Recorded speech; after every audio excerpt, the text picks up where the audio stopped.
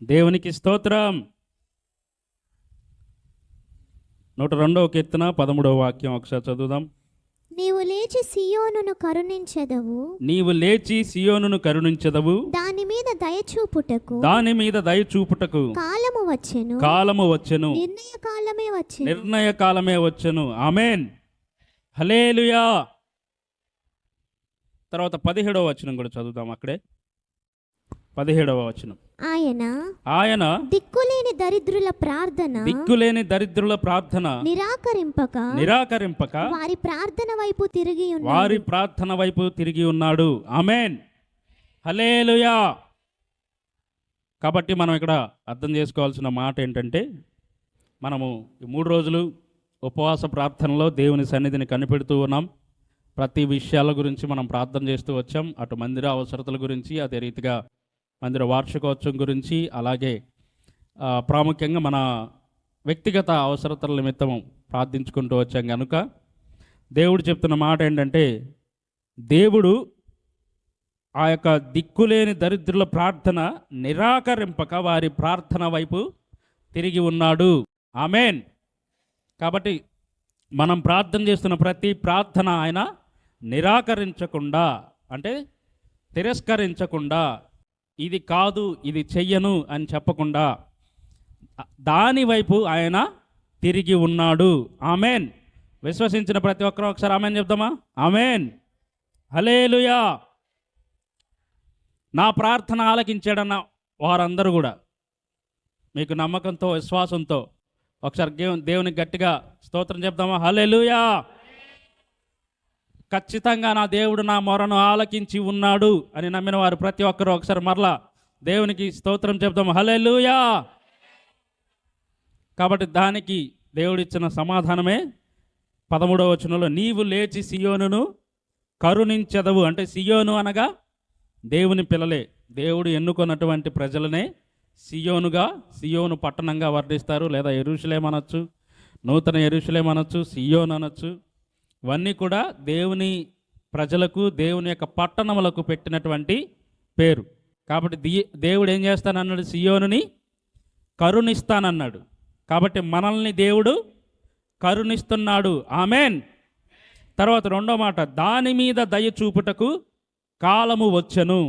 సియోను మీద, అంటే మన మీద దయ చూపుటకు దేవుడు కాలమును నిశ్చయించి ఉన్నాడు. ఆమేన్.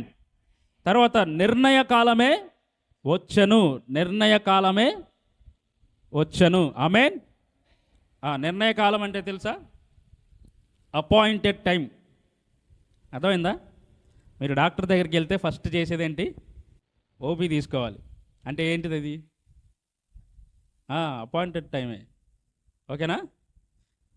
ప్రిస్క్రిప్షన్ కోసం ఆయన దగ్గర నుంచి ఒక మందులో ఏదో ఒకటి రాసుకోవడం కోసం మనం ఆయన దగ్గర అపాయింట్మెంట్ తీసుకొని ఆయన కన్సల్ట్ అయిన తర్వాత, అంటే డాక్టర్ గారిని కానీ, అదే లేడీ అయినా జెంట్ అయినా, డాక్టర్ గారిని కలిసిన తర్వాత వాళ్ళు రాసిస్తారనమాట ఇది అని.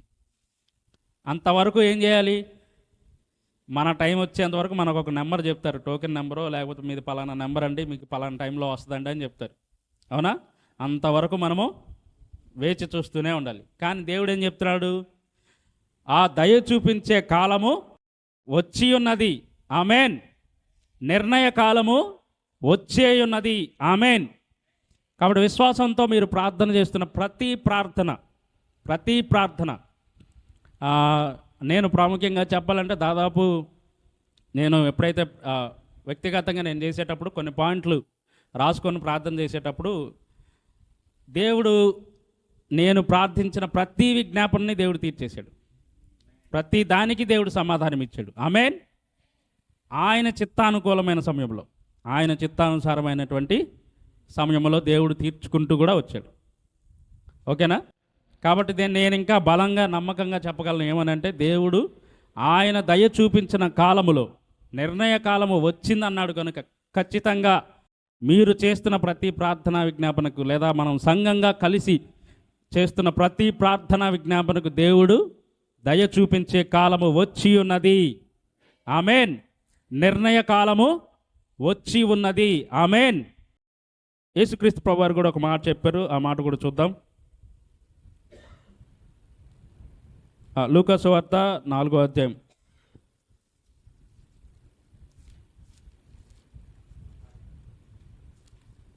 18-19 వచనాలు చూద్దాం.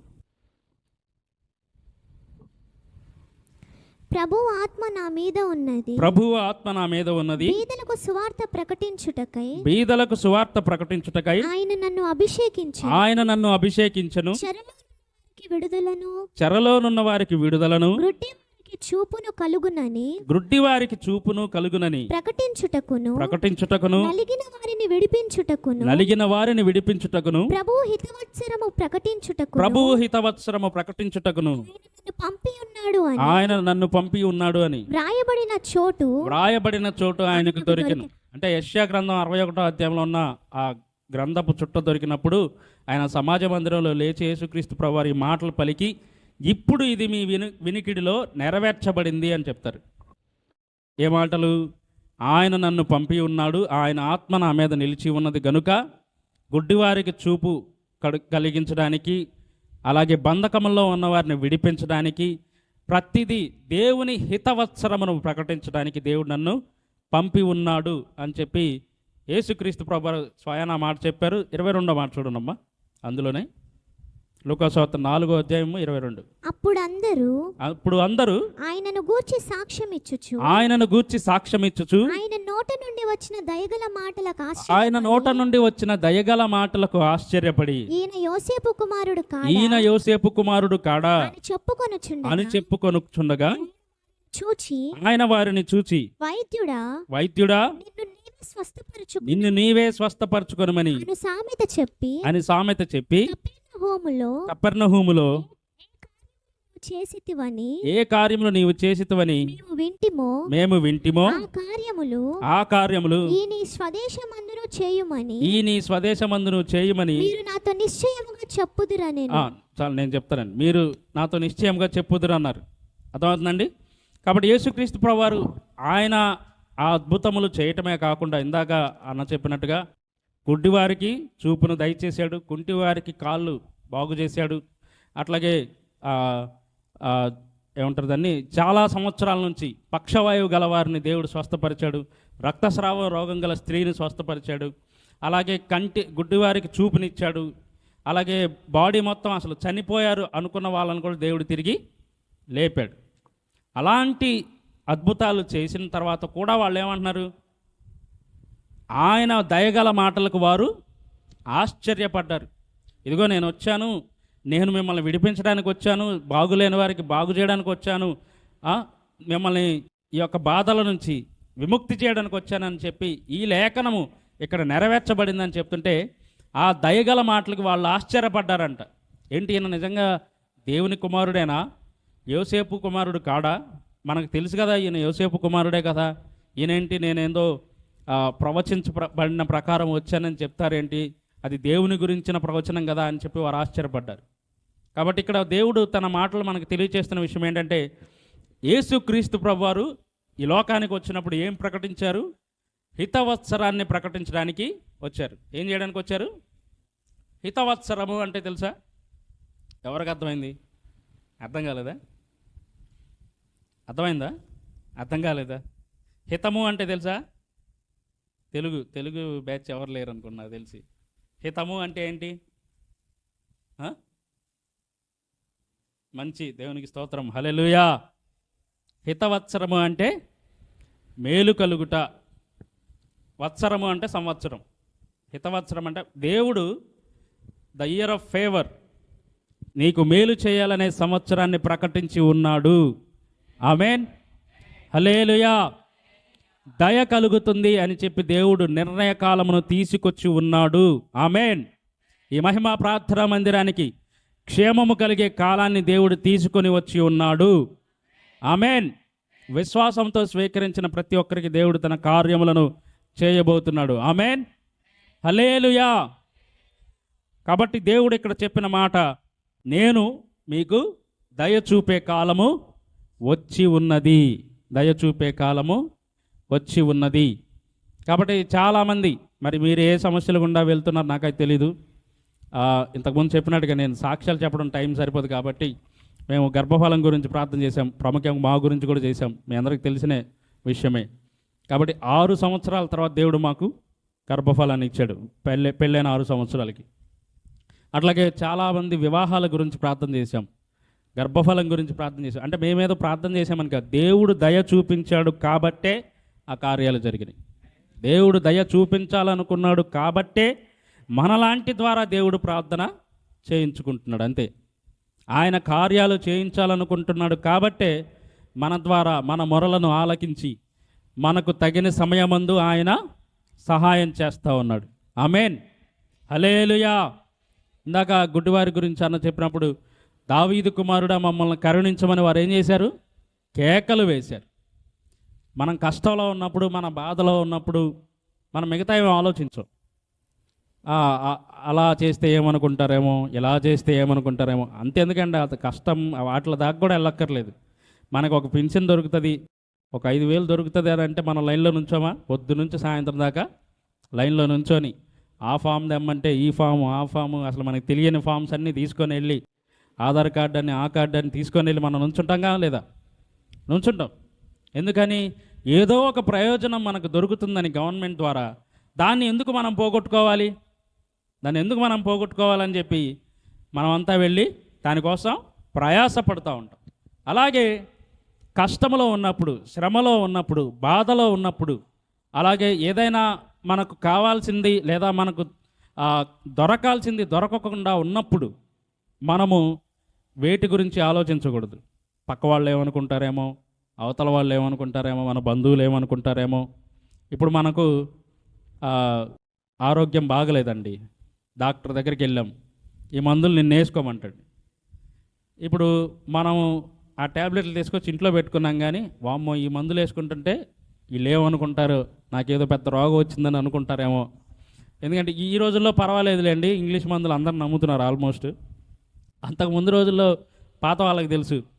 పాత వాళ్ళు ఏంటంటే మందులు వేసుకుంటున్నారంటే అదేదో పెద్ద రోగం అనుకునే రోజులు అనమాట. కాబట్టి చాలామంది ఏం చేసేవాళ్ళు అంటే మందులు వేసుకోకుండా తెచ్చుకుంటారు, బయట పట్టణానికి వెళ్ళి మందులు తెచ్చుకుంటారు, కానీ మందులు వేసుకోరు అనమాట. ఏదేంటంటే ఆ చుట్టుపక్కల వాళ్ళు ఏమన్నా అనుకుంటారేమో, అంటే వీడు ఇంగ్లీష్ మందులు మింగుతున్నాడంటే ఏదో పెద్ద రోగమే అయి ఉంటుంది అనే రోజులు అన్నమాట. అట్లాగే ఈ రోజులు కూడా మన వాళ్ళు చాలామంది ఏంటంటే వాళ్ళు చూస్తారేమో, వీళ్ళు చూస్తారేమో, వాళ్ళు ఏమని అనుకుంటారేమో, వీళ్ళు ఏమని అనుకుంటారేమో అనుకుంటారు. కానీ నిజంగా అవసరతలో ఉన్నవాడు వీటేటి గురించి ఆలోచించడు. నిజంగా తనకు కావలసినది దొరకాలని ప్రయత్నం చేస్తున్నవాడు వేటి గురించి కూడా ఆలోచించడు. అర్థమవుతుందండి? కాబట్టి యేసు ప్రభువారు ఏం చెప్తా ఉన్నారు? సమస్త భారమును మోయుచున్న నా జనులారా నా యొద్దకు రండి, నేను మీకు విశ్రాంతి దయచేస్తానన్నాడు. కాబట్టి ఎవరైతే భారం మోసుకొనుచు, ఏ భారము? సమస్త భారం, అన్ని భారాలు మనవే. కొంతమందిని చూస్తే ఈ లోకంలో ఉన్న భారం అంతా కూడా ప్రపంచం అంతా మనమే మోస్తున్నాం అనమాట. ఆ టైప్లో ఉంటుంది. కుటుంబ బాధ్యతలు అంటారు, లేదా మన బంధువుల విషయాల్లో, లేకపోతే మన చుట్టాల విషయంలో, మన కుటుంబ విషయాల్లో ఆ సమస్యలు ఉన్నప్పుడు మనం అనుకుంటా ఉంటాం, మనం ఎవరినైనా కదిలించి ఏమన్నా ఎందుకురా అలా దుఃఖముఖం పెట్టి ఉన్నావు, ఎందుకు అలా డల్గా ఉన్నావు అంటే ఏమంటాడు? నీకేమిరా, నువ్వు మంచిగానే ఉన్నావు, నా గదాలు తెలిసింది, నీకేం తెలుసు నా బాధ అంటూ ఉంటారు ప్రతి ఒక్కళ్ళు. ఇంకా మగవారైతే బయటకు ఎక్కువ చెప్పుకోరు కాబట్టి వాళ్ళు ఏంటంటే ఎక్కడికి వెళ్ళినా బయట సంతోషంగానే కనిపిస్తారు, కానీ లోపల బాధపడుతూనే ఉంటారు. అవునా కాదు? ఎందుకు వచ్చింది ఈ బాధ, ఎందుకు ఇంత కష్టం వచ్చింది, ఏమంత కష్టం వచ్చింది అని అంటే వాళ్ళు చెప్తూ ఉంటారనమాట. నా ఇంట్లో ఎలా ఉంది పరిస్థితి, నా కుటుంబ సభ్యుల మధ్య పరిస్థితి ఎలాగుంది, నా బిడ్డల పరిస్థితి అలా ఉంది అని చెప్పి బాధపడుతూ ఉంటారు. కొంతమందికి స్వయాన తమకే ఏదో ఒక బాధ, అనారోగ్యం, అస్వస్థత, ఇబ్బంది, ఆటంకం లేనివారు ఎవరైనా ఉన్నారా? ఖచ్చితంగా అందరికీ ఏదో బాధ ఉంటుంది, ఏదో ఒక బాధ ఉంటుంది. కానీ దేవుడు ఏం చెప్తున్నాడు? మిమ్మల్ని దర్శించే కాలము లేదా దయ చూపించే కాలము వచ్చి ఉన్నది. ఆమేన్, హల్లెలూయా. ఒక 2 ఉదాహరణలు చెప్తాను నేను, అది చెప్పి నేను ముగిస్తాను. యోహాను సువార్త 5వ అధ్యాయం 1 నుంచి 15 వచనాలు త్వరగా. యోహాను సువార్త 5వ అధ్యాయము 1 నుంచి 15 వచనాలు చదవండి. అటు తరువాత యూదుల పండుగ ఒకటి వచ్చెను గనుక 2 వచనాలు చదవమ్మా, నేను తర్వాత నేను చెప్తాను. యూదుల పండుగ ఒకటి వచ్చింది. యేసు యెరూషలేమునకు వెళ్ళెను. యెరూషలేములో గొర్రెల ద్వారము దగ్గర హెబ్రీ భాషలో బెతెస్దా అనబడిన ఒక కోనేరు కలదు. బెతెస్దా అనబడిన కోనేరు ఒకటి కలదు. దానికి 5 మంటపములు కలవు. దానికి 5 మండపాలు ఉన్నాయి. ఆయా సమయములందు దేవదూత కోనేటిలో దిగి నీళ్లు కదిలించుట కలదు. నీళ్లు కదిలింపబడిన పిమ్మట మొదట ఎవడు దిగునో వాడు ఎట్టి వ్యాధి గలవాడైనను బాగుపడును కనుక ఆ మంటపంలో రోగులను, గుడ్డివారు, ఊచకాళ్ళు చేతులు గలవారు గుంపులుగా పడి ఉండిరి. చాలండి. అక్కడ 38 ఏండ్ల నుండి వ్యాధి గల ఒక మనుష్యుడు ఉన్నాడు. ఎవరంట? బెతెస్దా కోనేటి దగ్గర 38 ఏళ్ల నుంచి ఒక వ్యాధి గలవాడు. ఆయన పేరు చెప్పలేదు, ఏమీ చెప్పలేదు. ఎందుకంటే మనం ఆ పేర్లు ఏంటి, ఆయన ఎంత వయసు, అవన్నీ వాటి మీద ధ్యానం ఉంచుతామని. ఇక్కడ ఏం చెప్పారు? ఒక కోనేటి కలదు. అక్కడున్న ప్రజలకంతా నమ్మకం ఏంటంటే ఉదయాన్నే అక్కడ ఆయా సమయములకు దేవదూత కోనేటిలో దిగి నీళ్లు కదిలించుట కలదు. ఆ సమయంలో ఎవరెవరైతే దిగుతారో, ఆ కోనేటిలోకి దిగుతారో అప్పుడు వారందరూ స్వస్థపరచబడతారు అనేది వాళ్ళ నమ్మకం. కాబట్టి ఎప్పుడు కూడా మనకు తెలుసు కదా, పలానా చోట ఏదన్నా దొరుకుతుంది అని అంటే మనం ఏం చేస్తాం? అక్కడ పడిగాపులు కాస్తూ ఉంటాం. అవునా కదా? పొద్దున్నే డాక్టర్ గారు 5ంటికే వస్తారంటే 5ంటికైనా వెళ్తాం, మనం 4ంటికే అక్కడికి వెళ్ళి కూర్చుంటాం. అవునా కదా? అట్లానే మనకున్న సమస్యను బట్టి చాలామంది అక్కడ ఉన్నారంట. ఏమని? కనుక ఆ మంటపంలో రోగులు, గ్రుడ్డివారు, కుంటివారు, ఊచకాళ్ళు చేతులు గలవారు గుంపులుగా పడి ఉన్నారు. ఎట్లా ఉన్నారట? గుంపులుగా. కాబట్టి మన కరోనా సమయంలో హాస్పిటల్ ఎలాగైతే కిటకిటలాడినాయో అలాగే ఆ మంటపం చుట్టూ ఆ రోగస్తులు అందరూ, గుడ్డివారు కావచ్చు, కుంటివారు కావచ్చు, ఊచకాళ్ళు చేతులు అంటే పక్షవాయువు గలవారు, కాళ్ళు చేతులు పడిపోయిన వారు, వాళ్ళు కూడా ఉన్నారు. అక్కడ 38 ఏండ్ల నుంచి వ్యాధి గల ఒక మనుషుడు ఉన్నాడు. యేసుక్రీస్తు ప్రభువారు వాడి దగ్గరికి వెళ్ళాడు. ఎందుకు వెళ్ళాడు చూద్దాం తర్వాత వచనాల్లో. నేను ఫాస్ట్గా చెప్పేస్తాను. వాడు పడి ఉండుట చూచి వాడప్పటికీ బహుకాలము నుండి ఆ స్థితిలో ఉన్నాడని ఎరిగి, అంటే తెలుసుకొని, స్వస్థపడగోరుచున్నావా అని వాడిని అడుగగా ఆ రోగి, అయ్యా, నీళ్లు కదిలింపబడినప్పుడు నన్ను కోనేటిలోకి దించుటకు నాకు ఎవడునూ లేడు గనుక నేను వచ్చినంతలో మరి ఒకడు నాకంటే ముందుగా దిగుచున్నాడు అని ఆయనకు ఉత్తరం ఇచ్చాడు. ఎవరికి? యేసుక్రీస్తు ప్రభువారికి సమాధానం చెప్పాడు. ఏమని? అయ్యా, నేను బహుకాలంగా ఎందుకు అస్వస్థతగా ఉన్నానంటే నాకు ఎప్పుడైతే నీళ్లు కదిలించబడుతూ ఉన్నాయో అప్పుడు నన్ను కోనేటిలోకి దించడానికి నాకు సహాయం చేయడానికి ఒక్కడు కూడా లేడు. కాబట్టి నేను ఇంకా ఈ స్థితిలోనే ఉన్నాను అని చెప్పాడు అనమాట. అర్థమవుతుందండి? అలాగే ఇలాంటి దాదాపు 38 ఏళ్ల నుంచి ఆయనకి వ్యాధి ఉంది. ఆయన వయసు అంతా కూడా చెప్పలా. 38 ఏండ్ల నుండి వ్యాధి గల ఒక మనుష్యుడు ఉన్నాడు. అర్థమవుతుందా? కాబట్టి ఆయన ఏం చేస్తున్నాడంట? ఎప్పుడు కూడా సహాయం కోసం ఎదురు చూస్తూ ఉన్నాడు. అవునా? ఎవరో ఒకళ్ళు నన్ను తీసుకుంటారు, ఆ సమయంలో నన్ను కూడా కోనేటిలోకి దించుతారని చెప్పి.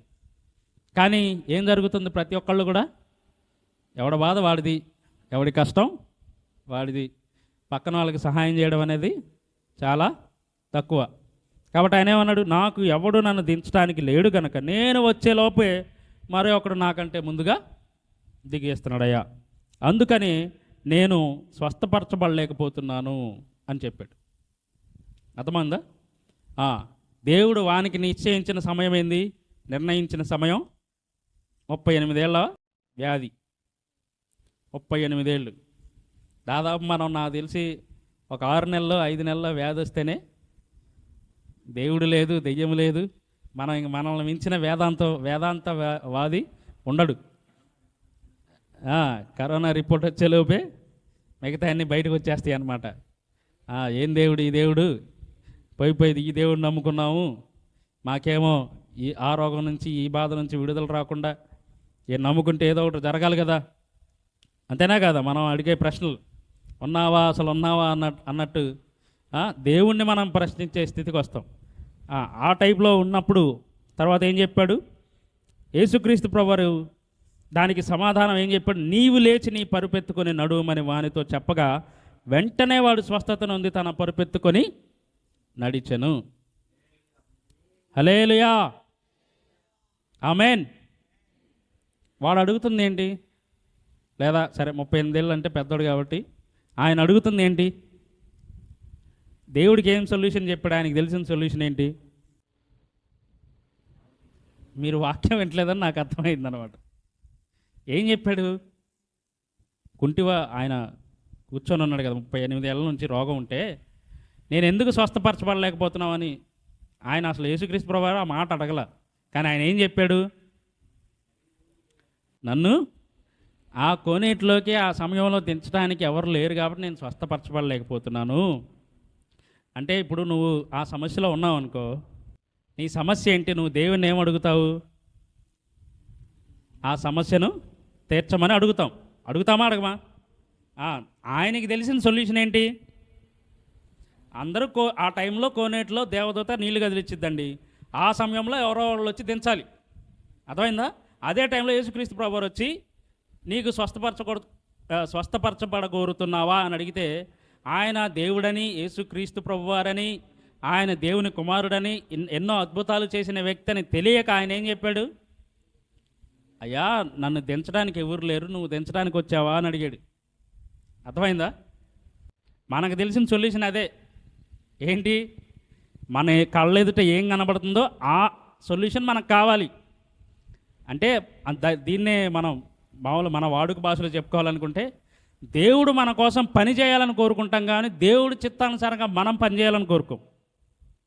అర్థం కాకపోతే మళ్ళీ చెప్తా. అర్థమైందా? మనకున్న సమస్యలో రేపొద్దున ఏదో కట్టాలండి, ఒక 5,000 కట్టాలి.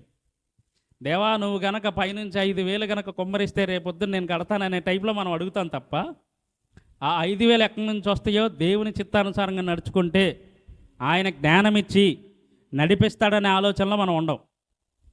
అంటే దేవుణ్ణి కూడా ఏం చేద్దాం అనుకుంటామంటే ఆయన కాళ్ళు చేతులు కట్టేసి నేను చెప్పినట్టు చెయ్యయ్యా. ఎలాగా? నేను చెప్పినట్టు చెయ్యి. దేవుడికే ఏమంటున్నాడు? అందరూ కోనేటిలోకి దిగుతున్నారు, స్వస్థపరచబడుతున్నారు, అయితే నువ్వు కూడా నన్ను దింపమనే కోరుకుంటున్నాడు. కాబట్టి ఇన్ని నాళ్ళుగా ఆ మాట ఎందుకు చెప్పాల్సి వచ్చింది? అందరూ ఎవరో ఒకళ్ళు నన్ను దించేవాళ్ళు ఉంటే నేను కూడా స్వస్థపరచబడతాను. కానీ యేసుక్రీస్తు ప్రభువారు ఇచ్చిన సమాధానం ఏంటి? చదవని తర్వాత వచ్చినాం 8వ. నీవు లేచి నీ పరుపెత్తుకొని నడుమని వాడితో చెప్పాడు. మనోడు ఏకంగా 38 ఏళ్ళు కాబట్టి ఒక పరుపు వేసుకొని అక్కడే పడుకున్నాడు అనమాట కోనేటి దగ్గరే, ఎప్పుడెప్పుడు దిగుదామా అని. అంటే ఎన్నిసార్లు ప్రయత్నించుంటాడు మీరు ఆలోచించండి. అవునా కదా? ఎన్నిసార్లు, ఎన్ని వేల సార్లు మీద లేదా 1,00,000 సార్లు పైగా ప్రయత్నించి ఉంటాడు. కానీ ఎవడో ఒకడు ఆయనకంటే ముందుగా దూకేస్తున్నాడు. అర్థమైందా? ఇప్పుడు మీరు దాని నుంచి నేర్చుకోవాల్సిన విషయం ఏంటంటే, కొన్ని ఉంటాయి, ఎంత చేసినా అవి పోవు, ఎంత ప్రయత్నించినా అవి మన జీవితంలోంచి తీరవు సమస్యలు. అది అప్పుల బాధ అవ్వచ్చు. అంటే మీ సమస్యలు ఏంటో నాకు తెలియదు కాబట్టి నేను జనరల్గా చెప్తున్నాను. కాబట్టి అప్పుల బాధలు అవ్వచ్చు, ఇంట్లో ఉన్న అనారోగ్య సమస్య అవ్వచ్చు, ఏదైనా కొడుకుల గురించి కావచ్చు, కూతుర్ల గురించి కావచ్చు, మనం ఏదో ఒక సమస్య గురించి మనం మొరపెడుతూనే ఉంటాం. కానీ ఏమంటామంటే, అయ్యా ఇదిగో పలానా రేపొద్దున ఇలా జరుగుతుందంట, నేను గనక అక్కడికి వెళ్తే, అక్కడికి నువ్వు గనక నన్ను పంపిస్తే అక్కడ నేను బాగుపడతానయ్యా, లేకపోతే అక్కడ మా వాడు బాగుపడతాడయ్యా, మా కుమార్తె బాగుపడుతుందయ్యా అని మనం ప్రార్థన చేస్తాం. ఏమర్థం? దాని అర్థం ఏంటి? ఆయన ఎలాగైతే ప్రార్థించాడు, నువ్వు గనక ఈసారి నీళ్లు కదిలించినప్పుడు నన్ను దించితే నేను బాగుపడతాను ప్రభు అన్నట్టుగానే మనం కూడా మన ఇష్టానుసారంగా ఏం చేయాలో, మనం ఏం చెప్పాలనుకుంటున్నామో దేవుడికి చెప్తామే తప్ప దేవుడు ఏం చెప్పాలనుకుంటున్నాడో మనం అది ఆలోచించం. అందుకనే ఈరోజు దేవుడు చెప్పిన విషయం ఏంటంటే, దేవుడు దయ చూపించే కాలము వచ్చి ఉన్నది. ఆమేన్. దేవుడే దయ చూపించి, ఈయన చాలా కాలము స్వస్థత లేకుండా ఉన్నాడు గనుక నేను ఆయన స్వస్థపరచాలని దేవుడిచ్చిన సొల్యూషన్ ఏంటి? ఆయన నీళ్ళలో దించడం కాదు, నీవు లేచి నీ పరుపెత్తుకొని నడవమన్నాడు. అర్థమవుతుందండి? ఆ తర్వాత చూడండి 10వ వచనం నుంచి చూస్తే, ఇది విశ్రాంతి దినము కదా. ఏమంటున్నారంట అక్కడ యాజకులు? ఏమంటున్నారు? ఇది విశ్రాంతి దినము కదా, నీవు నీ పరుపెత్తుకోకూడదే. అందుకని మరి ఎందుకు నువ్వు అలా చేసావనంటే ఆయన అంటాడు, నన్ను స్వస్థపరిచిన వాడు నీ పరుపెత్తుకొని నడవమని చెప్పాడండి, అందుకే నేను నడుస్తున్నాను అని చెప్తాడు. అర్థమవుతుందా? ఈ లోకానికి అర్థం కాదు ఆ సొల్యూషన్. దేవుడిచ్చే ఆ యొక్క సమాధానము ఈ లోకానికి అర్థం కాకపోవచ్చు, ఈ లోకపు రూల్స్కి సెట్ కాకపోవచ్చు. అరే అసలు రాకూడదు, అలాగా నీకెలాగొచ్చింది? అర్థమవుతుందండి? అసలు అలా జరగకూడదే, నీకెందుకు జరిగింది? వాళ్ళు అడిగే ప్రశ్నలు అవే. అర్థమవుతుందా? మేమందరమేమో అది చేస్తున్నాం, ఇది చేస్తున్నాం, అయినా నువ్వు ఎలా దీవించబడుతున్నావు, అయినా నువ్వు ఎలా ఆశీర్వదించబడుతున్నావు అంటే, దేవుడు తన నిర్ణయ కాలం వచ్చినప్పుడు మనల్ని ఎవడు కూడా ఆపలేడు. ఆమేన్, హల్లెలూయా. మీరు ఎంతో కాలంగా ప్రయత్నిస్తున్నటువంటి ఏదైనా సరే, అది పరీక్షలైనా అవ్వచ్చు, ఉద్యోగాలైనా అవ్వచ్చు, అలాగే అనారోగ్య పరిస్థితులైనా అవ్వచ్చు, మీకు పలానాది రాలేదని అప్పుల బాధలైనా అవ్వచ్చు, మీకు తిరిగి ఇవ్వాల్సిన వారైనా అవ్వచ్చు, ఏదైనా సరే దేవుడి దగ్గర మొరపెట్టండి. దేవుడు ఎలా తీసుకొస్తాడో మనకు అసలు అర్థం కూడా కాదు. ఎలా తీసుకొస్తాడో నేను అలా చెప్తున్నాను. చాలాసార్లు నేను అది రుచి చూసి చెప్పగలుగుతున్నాను. ఎలా తీసుకొస్తాడో మనకు తెలియదు, ఎలా నెరవేరుస్తాడో మనకు తెలియదు, అది ఎలా పాస్ చేపిస్తాడో మనకు తెలియదు, ఎలా ఉద్యోగాన్ని ఇస్తాడో మనకు తెలియదు. మనం అనుకుంటాం ఇది ఇలా జరిగితే బాగుండు, దీని తర్వాత ఇది జరిగితే బాగుండు, దీని తర్వాత ఇది జరిగితే బాగుండు అనుకుంటాం. కాదు, మీ సమస్యల్లో, మీ బాధల్లో, మీ కష్టాల్లో దేవుడు ఎలా చేస్తాడో నాకైతే తెలియదు, కానీ దేవుడు చేస్తాడని మాత్రం నాకు తెలుసు. అందుకే మనము దేవుణ్ణి నమ్మేటప్పుడు, దేవుణ్ణి విశ్వసించేటప్పుడు, ప్రభువా ఇది ఎలా జరుగుతుంది అని అడగటం కాదు, ఇది ఎప్పుడు జరుగుతుంది అని కూడా కాదు, ఇది జరుగుతుంది ప్రభువా నేను విశ్వసిస్తున్నాను. అందుకనే ప్రార్థన చేసేటప్పుడు మనం ఏం చెప్తా ఉంటాం? మీరు అడిగిన విజ్ఞాపనలన్నిటినీ పొంది ఉన్నామని నమ్మండి అంటుంది. దేవుని వాక్యం ఏం సెలవిస్తూ ఉంది? పొంది ఉన్నామని నమ్మండి. అర్థమవుతుందండి? మరి వస్తుందా రాదా? అర్థమవుతుందండి? దాదాపు 2017-18 కొత్తలో మేము ఒక మందిరానికి వెళ్ళేవాళ్ళం. అక్కడ వాళ్ళు సేవకులు ఎందుకో ప్రేరేపించబడి వెహికల్ గురించి ప్రార్థన చేపిస్తూ ఉన్నారు, కారు గురించి. అసలు ఆ టైంలో కారు అంటే మనకు అసలు బేసిక్స్ కూడా తెలియదు. ప్రార్థన చేపిస్తూ ఉంటే ఇప్పుడు మనకి ఎంత అవసరమా, సరే సేవకులు చేపిస్తున్నారు కాబట్టి ఏకీభవిద్దామని చెప్పి ఏకీభవించాం. అవునా కాదు?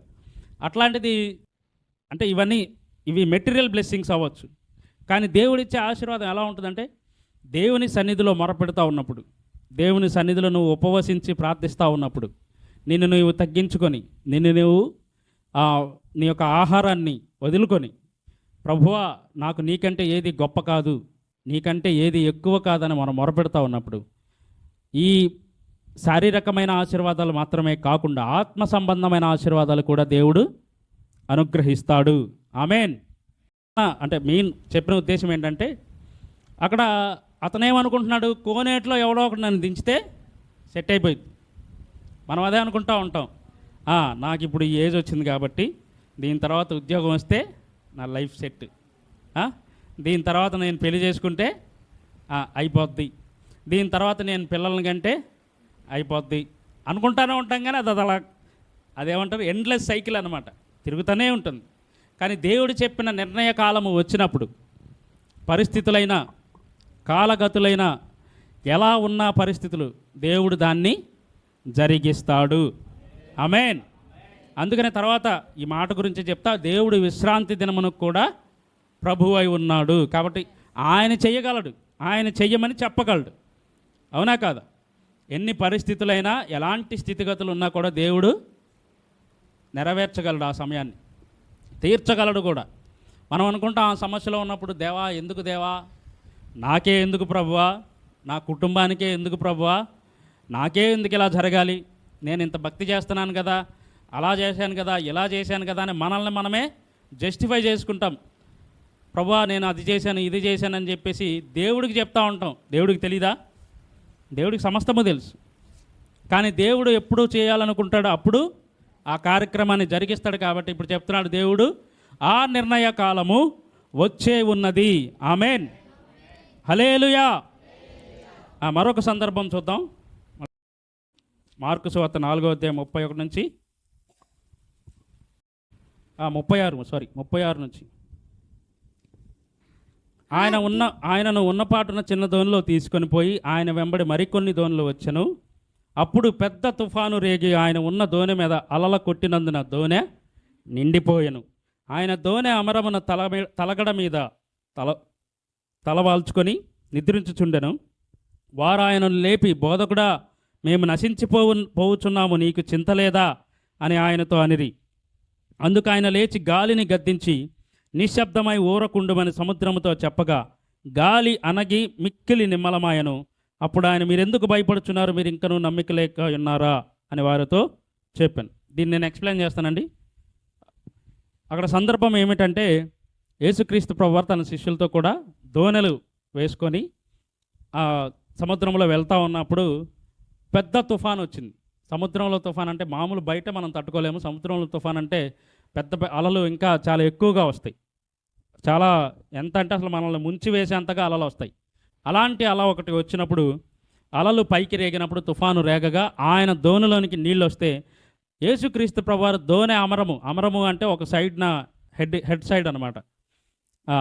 దోణికి దాన్ని ఏమంటారు, ముఖద్వారం వైపు అమరమున ఆయన తలవాల్చుకొని పడుకొని ఉన్నాడు, నిద్రిస్తూ ఉంటే ఈ శిష్యులు వచ్చి ఏమంటున్నారు, బోధకుడా, చదవండి అక్కడ, బోధకుడా, మేము నశించిపోవుచున్నాము, నీకు చింత లేదా? మేము నశించిపోవుచున్నాము, నీకు చింత లేదా? ఇప్పుడు ఆయన వాళ్ళతో పాటు దోణెల్లో ఉన్నాడా లేడా? ఉన్నారా? ఆయన నిద్రిస్తున్నాడు, కానీ ఆయన వాళ్ళతోనే ఉన్నాడు. కానీ ఏం చెప్తున్నారు శిష్యులు? బోధకుడా, మేము నశించిపోవచ్చున్నాము, మీకు చింత లేదా? అంటే ఆయనకే చెప్తా ఉన్నాను అనమాట. మన పాఠాలు ఏంటంటే, మనతో వచ్చిన ప్రాబ్లం అదే. దేవుడు మనతోనే ఉన్నాడు అంటాము, దేవుడు మనల్ని నడిపిస్తున్నాడని చెప్తానే ఉంటాం. కానీ నాకు ఈ సమస్య వచ్చింది, దేవా నువ్వెందుకు పట్టించుకోవు? నాకు ఈ ప్రాబ్లం వచ్చింది, నువ్వెందుకు దీన్ని తీర్చవు అని చెప్పి దేవుణ్ణి అడుగుతూ ఉంటాం. దేవునికి చింత లేదా అని చెప్పేసి దేవుణ్ణి అడుగుతూ ఉంటాం. అర్థమవుతుందండి? అంటున్నారు, మేము నశించిపోవచ్చున్నాము, మీకు చింత లేదా? మనం అడిగే ప్రశ్న ఇదా కాదా చెప్పండి? బాధలో ఉన్నప్పుడు, సమస్యలో ఉన్నప్పుడు మేము ఇలాగా ఈ సమస్య గుండా వెళ్తూ ఉన్నాం, నీకు చింత లేదా? మమ్మల్ని కరుణించవా? మమ్మల్ని పట్టించుకోవా? మేము అది చేసేవాళ్ళము, ఇది చేసేవాళ్ళము, ప్రార్థించేవారము, భక్తి చేసేవారము, అయినా మమ్మల్ని దర్శించరా అని చెప్పేసి దేవుడిని అడుగుతూ ఉంటాం. కానీ దేవుడు అక్కడ వెంటనే లేచి ఏం చెప్పాడు? మీరు సందర్భం నుంచి బయటికి వెళ్ళిపోకూడదు. అందుకు ఆయన లేచి గాలిని గద్దించి నిశ్శబ్దమై ఊరకుండమని సముద్రముతో చెప్పాడు. గాలి అనగి మిక్కిలి నిమ్మలమాయను. అర్థమవుతుందండి? ఆమేన్, హల్లెలూయా. అక్కడ తుఫాను ఎక్కడి నుంచి రేగింది? సముద్రములో గాలి అలలు రేగడాన్ని బట్టి ఆ దోణిలో నీళ్ళు వచ్చినాయి, కొట్టుకుపోయేటట్లుగా ఉన్నారు కాబట్టి, ఆ దోణి మునిగిపోయేటట్లుగా ఉంది కాబట్టి దేవుడు ఆ సమస్యని దేవుడు గద్దించాడు. అర్థమవుతుందండి? దాని యొక్క జడాన్ని మనం తెలుగులో అయితే జడం అంటాం, లేదా ఇంగ్లీష్లో అయితే రూట్ కాజ్. అంతేనా? దీని రూట్ కాజ్ ఏంటి అని మనం ఆలోచన చేస్తే మనకు అర్థం కాకపోవచ్చు. కానీ దేవుడు దాన్ని కోకొట్ట వేళ్లతో సైతం తీసివేస్తాడు అన్నమాట.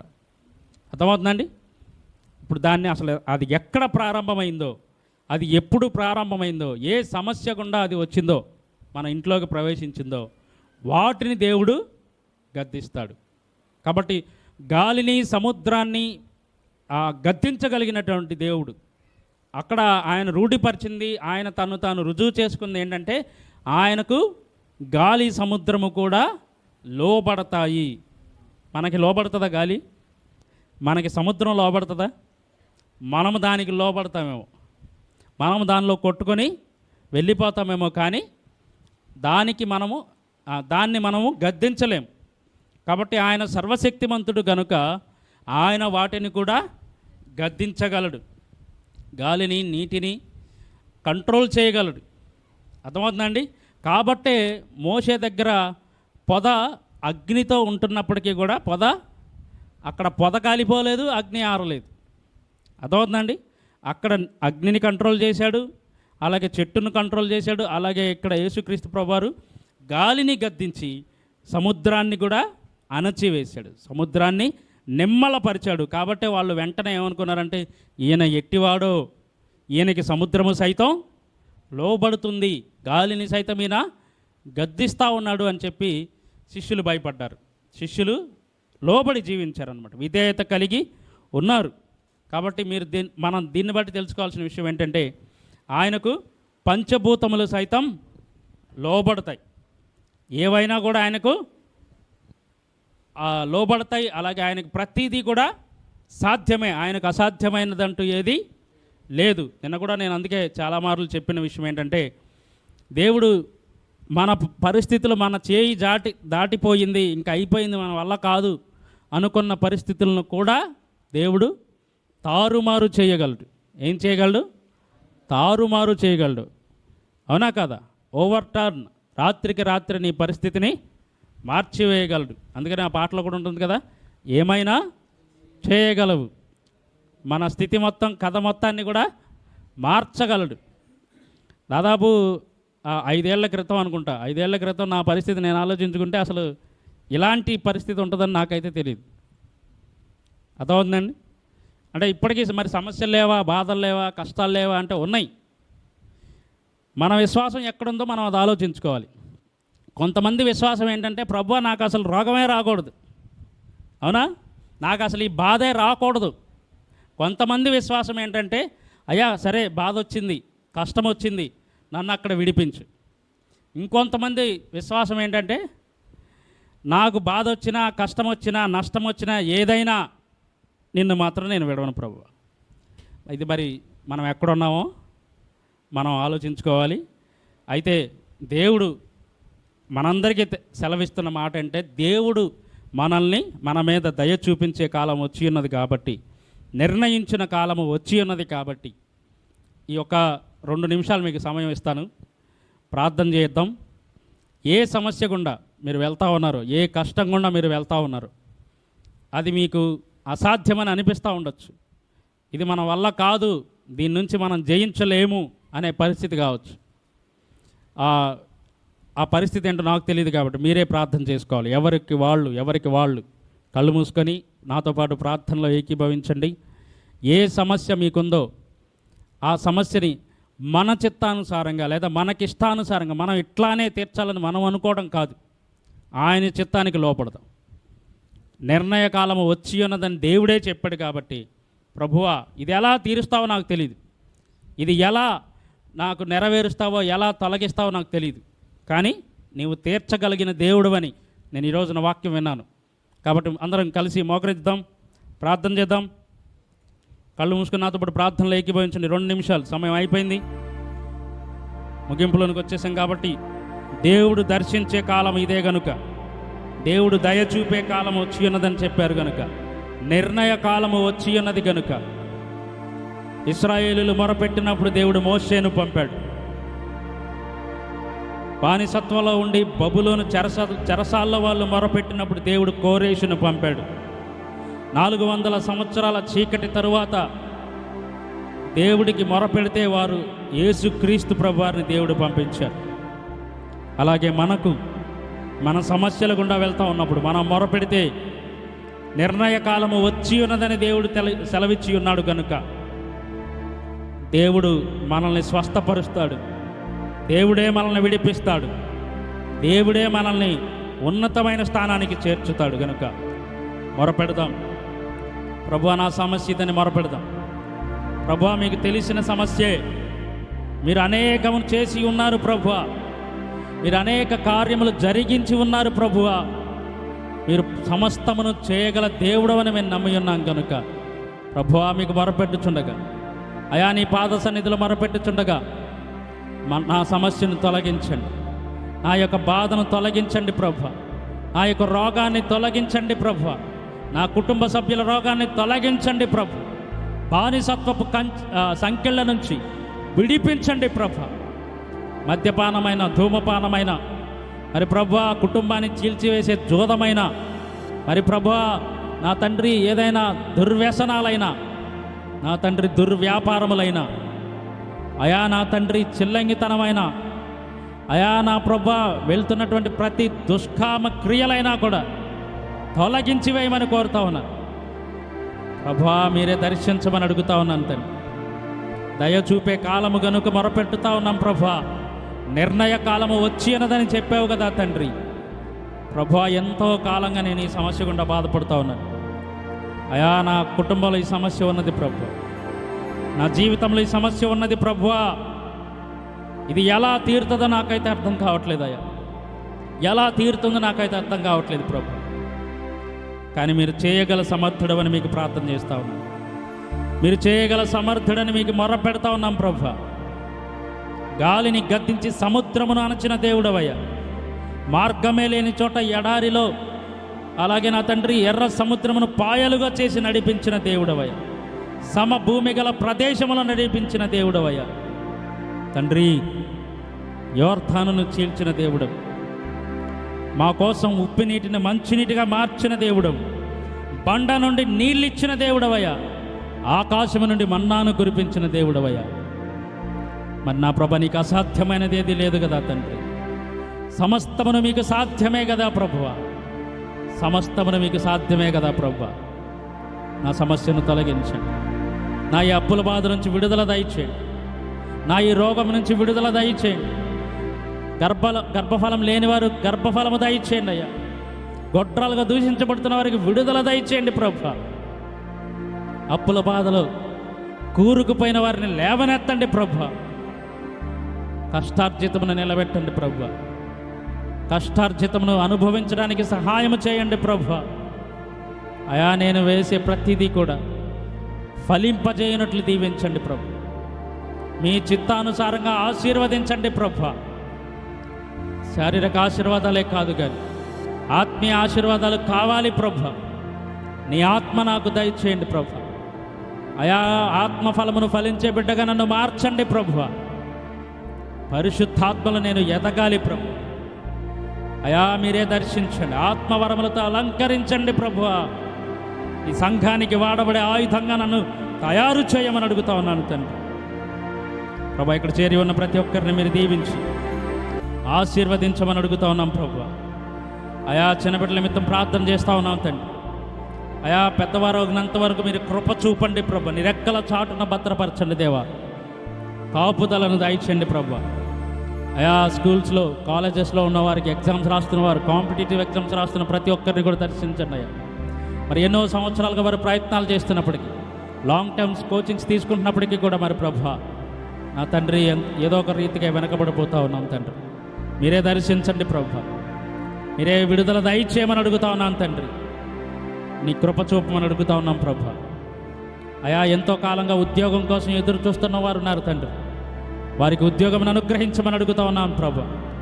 ఉన్నతమైన స్థానాలు కలుగునట్లుగా కృప చూపమని అడుగుతా ఉన్నాను తండ్రి. వివాహం కొరకు ఎదురు చూస్తున్న వారిని దర్శించండి ప్రభువా. నీ చిత్తానుసారమైన భాగస్వామిని దయచేయండి దేవా.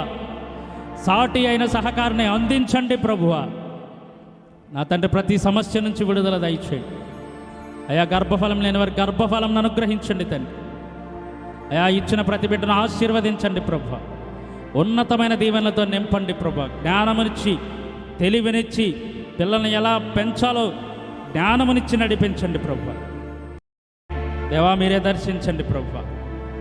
నా సమస్య ఏంటో మీకు తెలిసే ఉన్నది ప్రభువా. మేము చెప్పుకోలేని పరిస్థితి అయ్యి ఉండొచ్చు, బయటకు చెప్పుకోలేక నలిగిపోతున్న బిడ్డలను ప్రత్యేకంగా దర్శించండి.